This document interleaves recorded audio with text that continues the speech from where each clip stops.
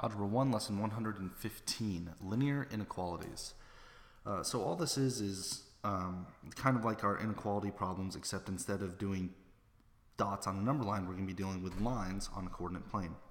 Now the graphing of the lines will not change, so the graphing is exactly the same as using slope-intercept method or the x and y plots to graph the line. The only thing that changes is how we show our graph in the end.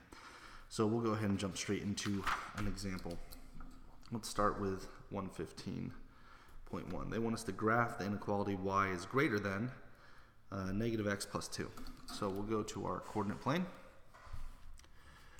Go ahead and write down our equation, which is y is, whoops, I almost put equal to.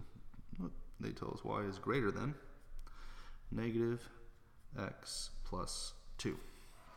Okay, so I'm going to go ahead and graph this line using the slope-intercept method. This one's already solved for y, so I don't have to move anything around. And I can use my b or my y-intercept, out of focus, there we go. I can use my b or my y-intercept to start plotting the line, and I'll go ahead and do that in blue. So since b is equal to 2, I know my y-intercept is going to be 2 on the y-axis, so I count up 1, 2. That's 1 point on the line. Now I look at my slope. If I have negative x, that means my slope is a negative 1 over 1. So all I have to do is go down 1 over 1, down 1 over 1. Or I can go from here and go negative 1 up 1, negative 1 up 1. Right, and then I've got my line. So I'll go ahead and I'll draw my line. Now, once I've graphed the line, I have to deal with the inequality. Now, this inequality is greater than, but it is not equal to. So the first thing we're going to address is the equal to. If the line is not equal to, that means it has to be a dashed line. So I'll go ahead and take my eraser and erase bits of the line. And now it's a dashed line. So a dashed line is like the equivalent of putting an open circle on a number line. It's showing that that is where the graph stops or starts, but the value on that line cannot solve the graph. Now, last thing we have to do is deal with the greater than. Greater than and less than for lines is very, very simple. Greater than would simply be above the line. Less than would be below the line, right? So since it's greater than, what I do is I'm supposed to shade the entire portion of the graph above the line. And if you look in your book, the way they shaded it, or this specific line was like this. Now, I don't want you guys to go ahead and gray out and scratch the, like completely shade the entire paper, because that's time consuming and it's unnecessary. What I'd rather have you do is just go ahead and take your pencil and draw some straight lines like this. And that will let me know which portion of the graph you want to shade. And it's neat and it's quick.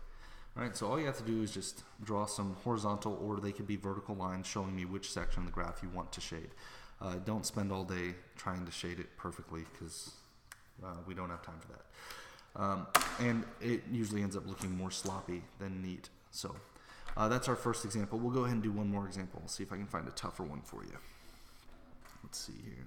Here's a good one.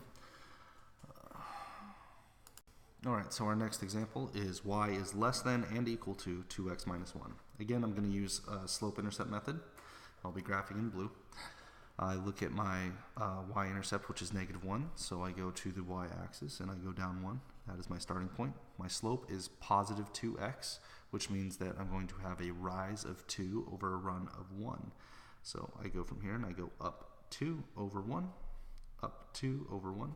And then from here I could also do the opposite, down 2, negative 1, down 2, negative 1. And I've got my line. Now, since this is an equal to graph, or less than or equal to, that means I'm going to have a solid line going like that. Once I've graphed my line, now I need to deal with the inequality, which says it is less than. So since it's less than, I'm going to shade the bottom half of the line. So I'll go ahead and take my marker and just draw some lines like that. And I've shaded the graph. And that's all there is for this lesson. So that's how you graph linear inequalities. If you have any questions, let me know on Moodle, and I will see you in class.